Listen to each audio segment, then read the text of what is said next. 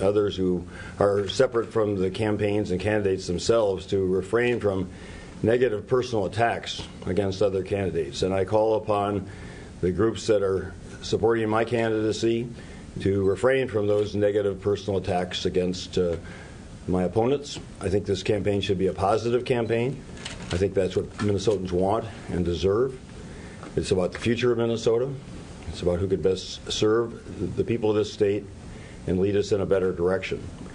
I recognize that before this primary, and at a time when I didn't think I was in a position as the party nominee to be asking these groups to refrain from negative attacks, that there were at least one TV commercial that I would say was right on that borderline of a negative personal attack. And so there's now one being directed against me by the state Republican Party, so let that one run its course. The commensurate number of points in terms of its being run around the state, and so then we'll be even.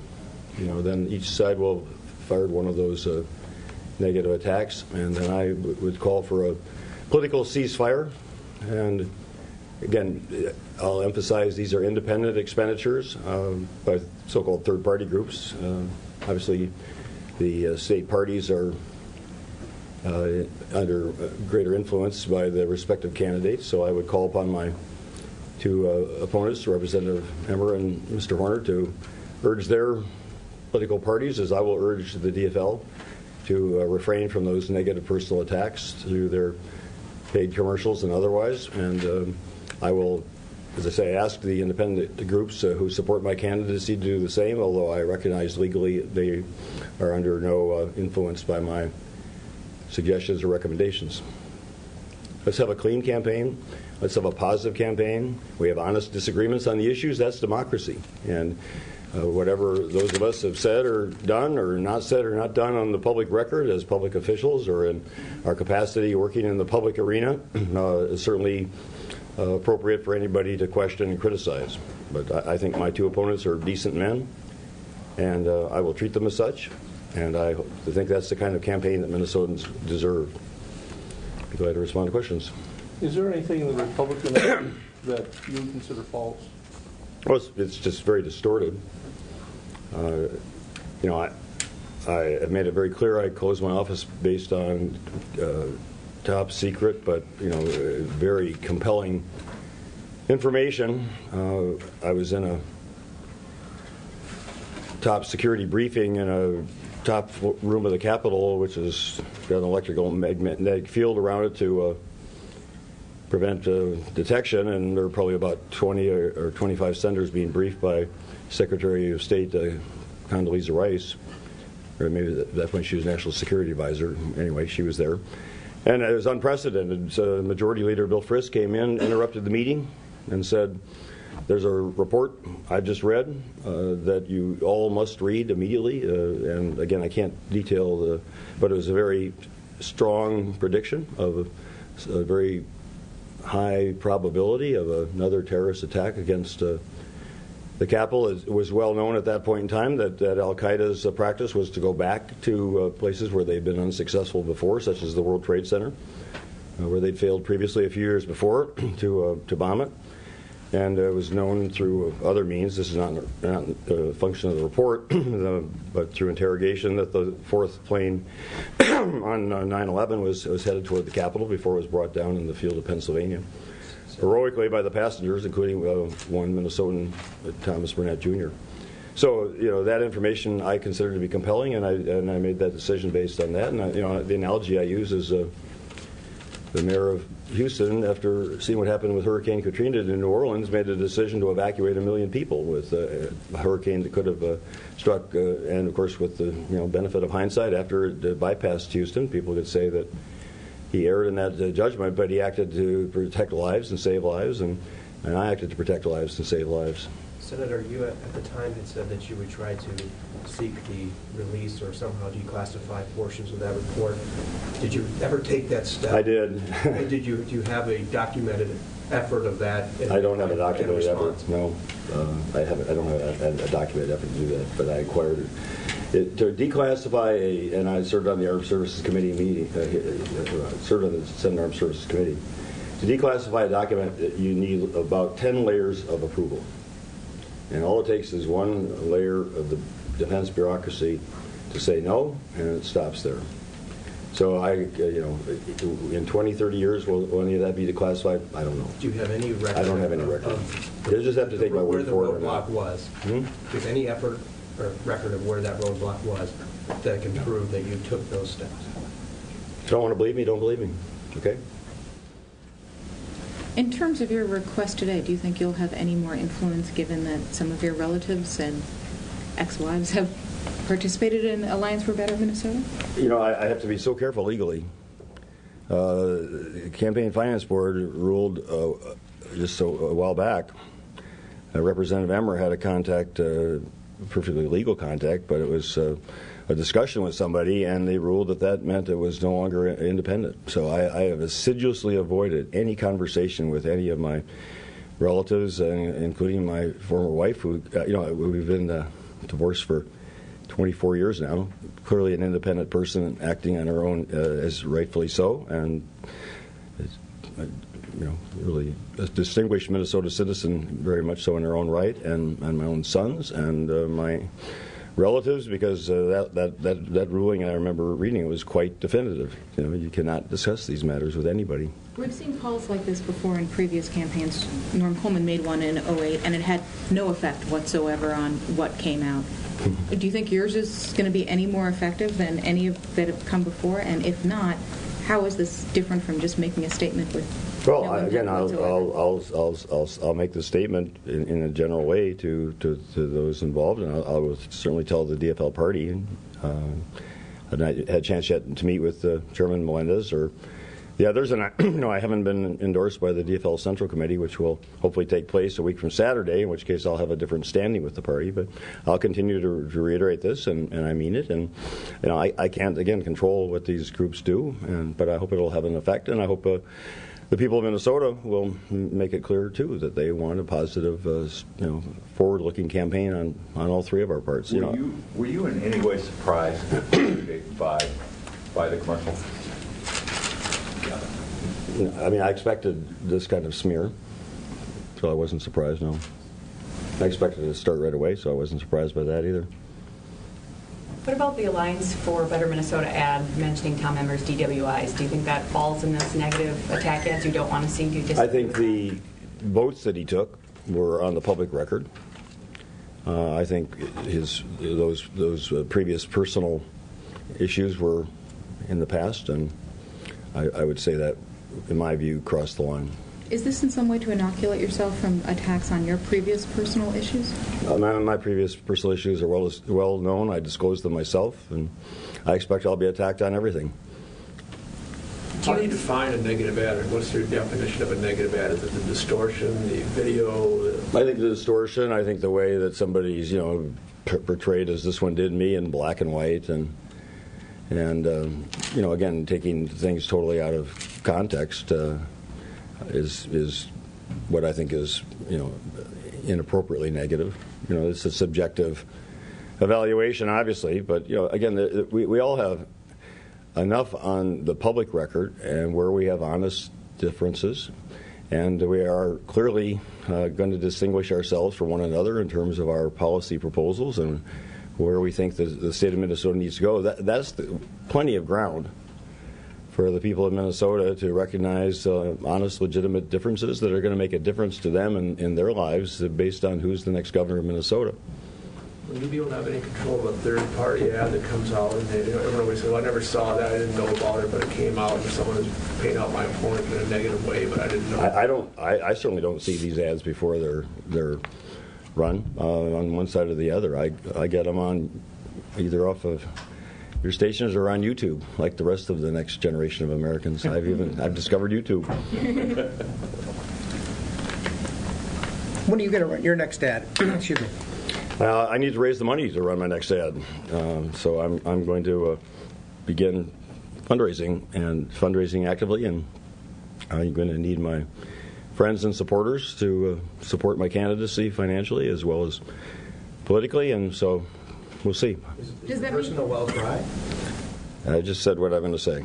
I need others to support my candidacy, and I expect they will do so, and I'm going to be hunkering down on the telephones, as I promised I would, to raise money necessary to conduct a full-fledged campaign. Is the $3.3 million that you put into your campaign before all you're going to put into your campaign? I'm not going to make that statement, no.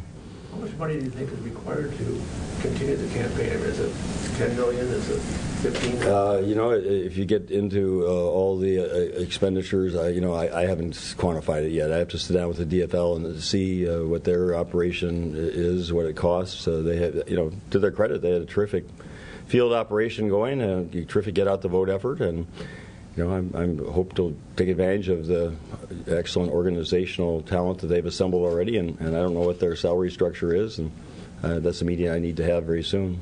Is there a percentage of your budget which would go in for advertising as opposed to? If I look at the rule of thumb in my last campaigns, about 80 to 85% of the budget is gone for the production and then paid media, and I think as you get closer to the end of a campaign, that figure, if anything, is even a bit higher. You said you need to raise the money to run the next ad. Does that mean you don't have enough money right now to run your next ad? Means I need to raise the money. Could I run an ad if I need to? Yes. But I need to raise the money.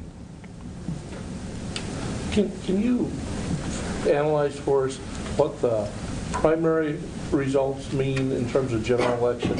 You did well in the Northeast. Well, that's to be expected. I assume you assume you'll get those votes, a lot of those votes in the primary or the general election. Can you kind of do a little analysis where you have to work and where we should expect to see you the most for the general? Well, I mean, certainly, as you say, I did better in greater Minnesota and not as well in the Minneapolis and St. Paul. But I had two very strong opponents with very strong appeal.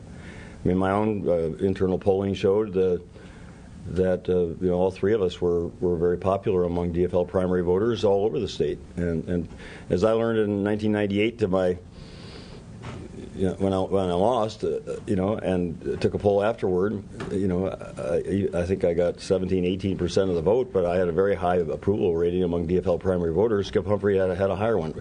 Primaries are based on preference. I mean, there are very few voters that say I like so and so and I don't like the others, or especially in a multi-candidate where I don't like anybody else. It's preference. Matt Tenza ran a really positive, strong campaign. My polls show he had a very high approval rating among DFL primary voters. And my goodness, he got almost I think 85% as many votes as Tom Emmer did, who ran unopposed. So I think when you're up against two strong opponents, you recognize and Speaker Keller obviously had very strong support in Minneapolis, particularly South Minneapolis, which is her political base, and the DFL. I mean, I get Facebook messages and emails, every other day from, Senate District 62, Senate District 64, that had, door knocks and get out the vote, literature drops, Midnight Madness. I mean, they did an incredible job on her behalf, all the DFL party organizations. So I definitely need to answer your question to make those connections. And yesterday's event with Speaker Kelleher and Representative Tenza was very important, and I think their offer of support was very sincere, and I look forward to sitting down with each of them as soon as they're ready to do so and enlist their support, and it'll be crucial that all the people who supported their candidacies support mine. Do you have to start over now? No, I mean, you move forward, but, we move forward. Would you expect the White House to help you as you move forward? Do you expect Obama to come in and do a fundraiser or rally for you? I asked President Obama yesterday to come to Minnesota. I said we'd be very honored, and I'd be very honored and appreciative if he would do so, and he didn't commit to doing so, but indicated a positive willingness to do so, and I intend to contact the White House today and try to talk to Chief of Staff Emanuel and press that. And Vice President Biden was very gracious, and my media consultant, Mike Donnellan, who I also consider one of my really good political friends, he did my media in 2000 and just left the Vice President's office, and so I have a good connection there. And so the Vice President said clearly he looked forward to coming to Minnesota, and so I'm quite certain that the Vice President will be here, and I'm hopeful the President will come. And would you expect them to do fundraisers as well as rallies, given that you've now talked about fundraising? Yes. Do you anticipate You got to pay for Air Force One. You got to have a fundraiser. Do you anticipate a lot of, say, Republican national money coming into this race from? I can't speak to what how they prioritize the matters. And I can't speak definitively to how the White House. We met with the White House political staff prior to this, but they held off. But I think that obviously the Democratic Governor Association and I expect the Republican Governor Association are going to make this a priority. And I think I don't want to speak for the White House. I haven't had that conversation. Would you expect the groups that endorse your opponents, for instance, Education Minnesota and some of those other groups, to endorse you now? And have you begun any of those conversations? I talked this morning with Elliott Seid, with AFSCME and Bob Radulich, the steelworkers. I was at a Teamster picnic last night. Talked with Sue Moore and Ed Reynoso, and they're going to be enlisting others on my behalf. I believe a couple are going to make those endorsements the next day or so. The FL-CIO Executive Committee is meeting next Monday. I'm going to place a call this morning to President Sher Knudsen and hope that I'll receive that endorsement. Hope that the others will endorse. I also received a call last night, a voicemail message from the President of the Minnesota Nurses Association. So, yes, I want to enlist everyone who supported one of my two opponents to support me, organizations and individuals. How about enlisting your opponents? Yesterday you said you look forward to working with Speaker Kelleher and the administration. Are you interested in having Kelleher and Tenza on board in your administration? We hadn't had that discussion. I have not promised a job to anybody for any position in our administration except for State Senator Yvonne Pretner-Solon. And she'll have her own separate constitutional standing if the voters approve. So I have not had that discussion with anybody else. I'll certainly like to talk with them generally. And, I want to be respectful of the fact that they both ran very strong campaigns. And, I've been on that side of the equation. And, it's not, at least in my case, the first thing I wanted to, consider what was I going to be doing next, because I don't think any of us, at least in my experience, take time to consider that or have time to consider that. But I'll certainly have that conversation with them generally. But again, I'm not going to offer anybody anything, and anyone who wants to support me is doing so based on the fact they support me and not predicated on something else. Do you know why it took Speaker Kelleher so long to concede yesterday? I mean, the election was still, in doubt past midnight, and I know how I felt as the morning hours ticked on, and you want to wait and see if it's close, and you've invested all of yourself for all that time. Wait and see how it turns out when all the votes are counted. I mean, as we learned in 2008, the numbers can change even after the count to the recount and the like. I mean, I think that's totally understandable. What is your attitude about fundraising? You've done it very much. I hate it just as much now today as I hated it yesterday and as I hated it before. But that's a necessity. It sounds like it's more of a necessity. It's more of a necessity. Yes, as my income tax returns showed. As one farmer said to me many years ago, well, Dayton, you may have been born a I'm sorry, he said, Dayton, you may have been born a Republican, but you'll die a Democrat. And Senator, what new issue set comes into play now in the general election campaign? We've heard a lot of common issues because you guys are talking a lot about the same things in the primary campaign. What do you see coming into play that we haven't maybe heard as much about? Well, I think the same issues. As you say, we were in relatively greater agreement, but I put my budget out there in fairly specific terms. Representative Emmer, to this point, is totally unwilling to discuss or disclose where he's going to cut $6 billion from the state budget, since he's not going to raise taxes. And just the other day, he posted that he was going to eliminate the corporate profits tax, so corporations are going to pay no taxes. That's $1.7 billion of revenue for the next biennium, and that tossed into a couple of the other offers he's made, and so he's added about $2 billion to that deficit. So his deficit now is $8 billion, and he hasn't, to my knowledge, breathed a word to anybody about where he's going to make that deficit. So I think that should be a strong point of contention, because we have very significant differences there. And Mr. Horner talks about reform. I mean, that's a nice PR phrase, but again, where's the details? And from what I read, he's talking about extending the sales tax to clothing. I don't consider that a reform. That's a regressive tax that hits working people and poor people much higher than as a percent of their income than it does the rich. So, again, that's where I think this campaign should be focused on the issues. We have some very clear differences among us, and that are going to have a very real difference on the future of Minnesota and people's lives, and that's where this campaign should be focused. Do you intend to raise social issues, gay marriage, or anything of that nature? Well, my position is clear, and again, I have a clear difference from Representative Emmer. I support marriage equality, and yes, I mean all the issues that affect the state. As I have learned in service in a position like U.S. Senator, Governor is the same. I mean, every issue that's important to someone becomes important to me. People, when I was a senator, said, "Well, after a couple of years, you should specialize." And I kind of came to a different conclusion after the first couple of years there. If I'm going to serve all of Minnesota, whether people voted for me or didn't, then that issue that is important to them is important to me. Now, if it's important to 10,000 people or 1 million people, then I'm going to give a greater weight to it. But I'm going to give great weight to anything that's important to anybody. And so I think all these different groups. How many questionnaires have we filled out so far? About 50.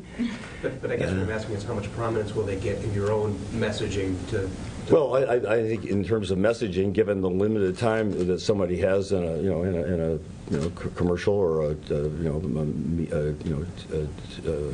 print ad or radio spot, you focus on the issues that are most important to the most people. And I think we all have necessity to do that. We don't have enough airtime or print time or money to pay for sending out messages. But now with the internet and again, these questionnaires are almost all put on the websites, and we're interviewed as I have been, just to put on various websites. There's a lot more communication that's specific to the interests and concerns of different groups, and so I'll be responsive to all those questions and concerns, and want people to know where I stand. People who care about the environment, I want to get their support, and people who care about marriage equality, I want to earn their support. So, I'm perfectly willing to have those issues known, and certainly those who disagree with my positions are going to be, communicating that actively to their supporters. But to me, that's the fair play of campaigns. People have a right to know where we stand on these issues. We're going to be making decisions. We're going to be supporting legislation. We're in a position as a governor to veto legislation that are either for or against the particular interests of particular people, and absolutely they should know where we stand on every issue they care about. Senator, what are you going to tell the folks out at Game Fair when they start talking about hunting rights or talking about gun rights? What's your... We had out in Wright County last year, we had a skeet shooting contest, and I can't remember exactly which DFL. At that point, we had 13 or 11 of us, and I got 21 out of 25, and that was the highest of anybody who was there. Now, Senator Bach made it very clear to me he was not there. I can't remember who else did. But I'm a sportsman, and I was a hunter growing up, and in southwestern Minnesota, Heron Lake with my father and brother and uncle, and duck hunting and pheasant hunting, and I don't consider myself to be a very adept fisherman. In fact, I think I have a negative attraction to fish. And I learned from my father after hours of futility on Lake Vermilion that it actually does matter who is your guide, and having somebody who doesn't know how to fish, which my father never told me he didn't know. And of course, at age 6 and 7, you believe your father knows everything, and then you find out later the statistical evidence doesn't support that. But I like catching fish.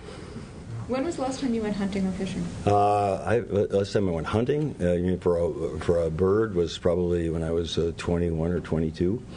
Last time I went fishing was not this year, last year. But I have my license. I thought I was going to get to Lake Vermilion for a day with my sons and brother and sisters about 3 weeks ago, and if I'd been there, I would have gone fishing. But I didn't get there. I don't think I've been on a lake this summer.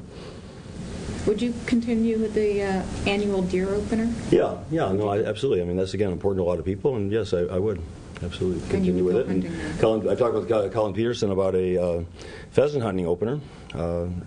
Actually, of the ones I participated in, I like pheasant hunting. I found duck hunting, standing in a blind and freezing my toes, was not as much fun for me, and those people like to do it great, as pheasant hunting, where you're walking the cornfield and getting a little exercise too, but different strokes for different folks, and so I'd consider work with Colin. He's recommended that, and outdoor activities, sports activities, recreational activities are hugely important to Minnesotans, and the DNR is hugely important to Minnesotans, and I'll be a Minnesota governor all the way. Senator, you have 3 debates or forums scheduled with your opponents within the next week. Are we going to see that heavy schedule continue? Do you have any idea how many debates you'll participate in? Well, I counted up the ones so far. I've been about 50 candidate debates and forums, some of which have been including the other parties, or at least have been invited. Mr. Horner's been quite responsive to them. I haven't even totaled them up yet. We have Almanac tomorrow night, Farm Fest on Saturday, the Minnesota Chamber next Tuesday, I believe it is, next week, and there's one in Winona. Is it Coalition of Greater Minnesota Cities, or one of them? I think it's the week following. I assume there's at least one NPR at the State Fair, so there's 5 in 3 weeks, and I expect that the pace will continue. Can't get everywhere, but certainly intend to get to as many of them as possible. And I welcome those exchanges, and I think people who are involved, again, this is where you get to people who care about a particular issue or a constellation of issues. They have a right to know where we stand. Senator, you mentioned earlier on your internal polling and what it showed for the primary.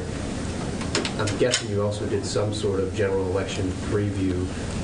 Do you feel like you're starting out ahead? I think I think it'll be a very close election. I always thought it would be, and I thought this one would be too. So, if anything, I've learned from this experience not to put a lot of credence in polls because they change. And obviously, this I think actually the polls may well have been accurate 10 days out or a week out when they were taken, but they're always just snapshots at that point in time, and hard to factor in things like the tremendous get out the vote effort that the DFL and Speaker Kelleher had. So, I think this will be close, and I think the ones that I saw the previous 2 weeks were probably accurate in terms of polling.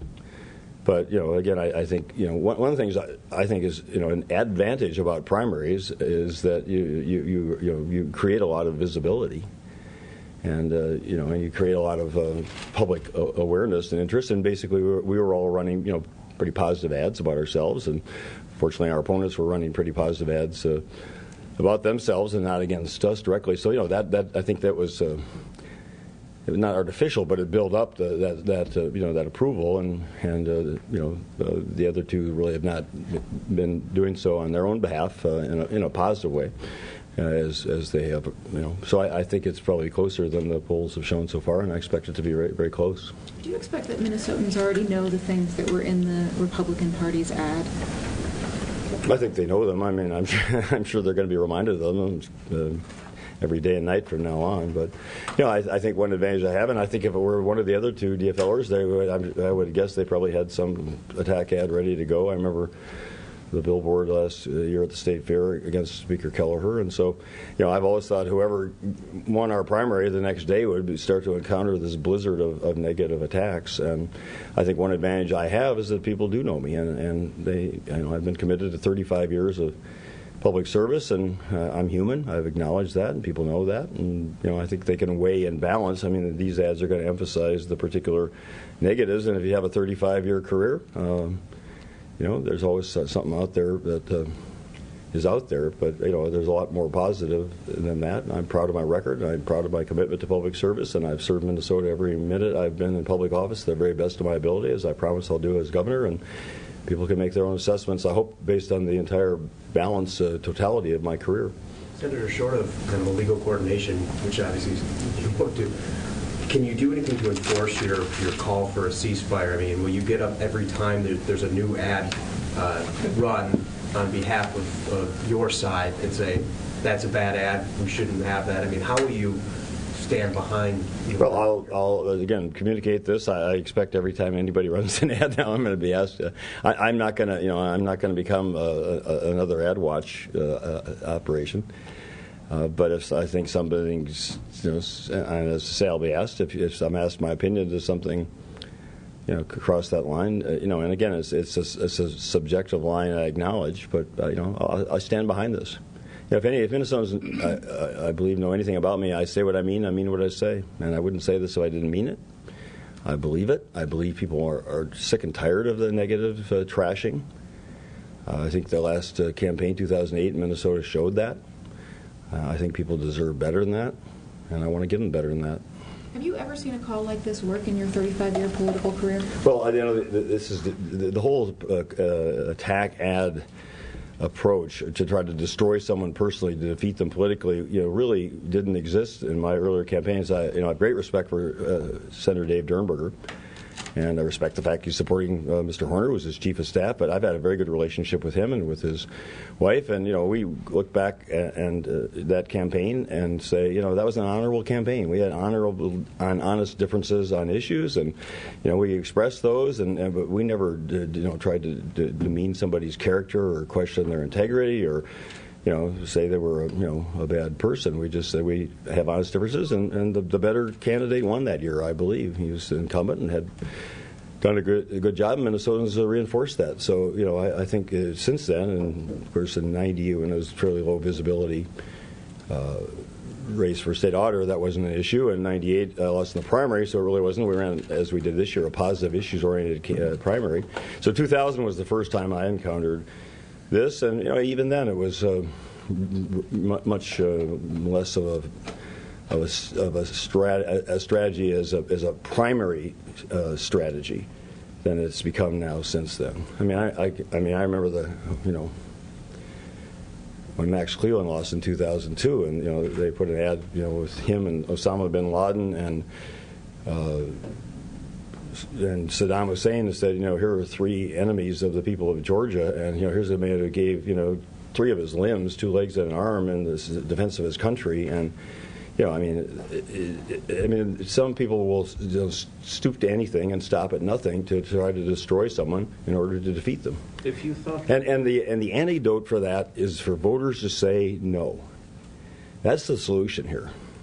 You're not going to stop some people from just operating out of the political sewer. The way to stop it is for the voters to say no, and to not only reward but to penalize that kind of conduct by voting for somebody who's got a positive approach to things. Why did you wait until after the primary to do this? You could have made this call when Alliance for Good in Minnesota was running their ads. Well, I thought it would have been presumptuous for me to say I'm the DFL party nominee, and I ask you to do or not do that. I haven't discussed this with either of my DFL primary opponents, and I didn't think it was appropriate until I was the nominee. But you could have. You could have talked to Kelleher and Tenza and said, let's all get together and ask ABM to stop this. Well, I wasn't communicating directly at that point with the two of them. We were engaged in the final weeks and days of a competitive campaign, and I didn't discuss strategy or tactics with either of them, and I didn't think it was appropriate to do so. And, again, I wasn't in a position I didn't feel to say this. But this is early. Well, no, I'm saying let the Republican ad run for the same number of points as the third. I didn't think the first ABM, and this is my opinions, comparing Mr. Representative Emmer to Governor Plenty. I thought that was a legitimate comparison. I can't remember the second one. It's on the tip credit thing. There's an issue, legitimate. The third one, so let them take the third one and figure out the number of points and run the Republican one against me for the same number of points, and then we're quits. And then we're even up. Now we can say ceasefire. We each fired a salvo, so let's stop and go on from here. I've got to go in a minute here. So. Are you asking for Horner and Emmer to follow your lead? I hope so. Yes, I would urge them to say the same and use their influence, particularly with their political parties. And again, I recognize these are independent decisions that not the Republican Party's making, but the third party group. So, but I'll take this stand consistently, and I would challenge them to do the same. One last question. Yeah. With a few more years now between your Senate service and now, what grade would you give yourself as a senator? Would you? Well, I give myself. I said at the time, I gave myself an A for effort. I did my best, and A plus means you're perfect. So I'm not perfect, but I look back with great pride on every minute I was in the U.S. Senate, day and night. I worked all the time, and I did my best. But I'm not going to change what I said. I think the Senate failed the people of this country. They took a budget surplus that Bill Clinton left and turned it into horrific deficits, which have gotten worse. But we had a budget surplus the first year I went into the Senate, and the debate was how much of the national debt should we pay down during the projected OMB projected surpluses for the next decade. And I remember Chairman Greenspan was saying, well, don't go down below $1 trillion because that'll influence the bond market. So now it's, what, $12 trillion? I mean, they took a sound budget situation and, cut taxes in 2001 for the rich, cut taxes in 2003, got involved in 2 wars, which were not foreseeable, had a recession, and, the last year under President Bush, before the meltdown year, but the last year the economy was still performing on a relatively flat but even keel, federal expenditures exceeded revenues by 16%. And we said then that was irresponsible and unsustainable. And the difference between myself and Governor Plenty is when things are going badly, he gives himself an A and everybody else an F. And I will hold myself accountable. And the people of Minnesota can know that I will hold myself accountable. And I'll be honest with them. And if I think things are going badly, I'll be honest that they're going badly. If I think things are going well, I'll be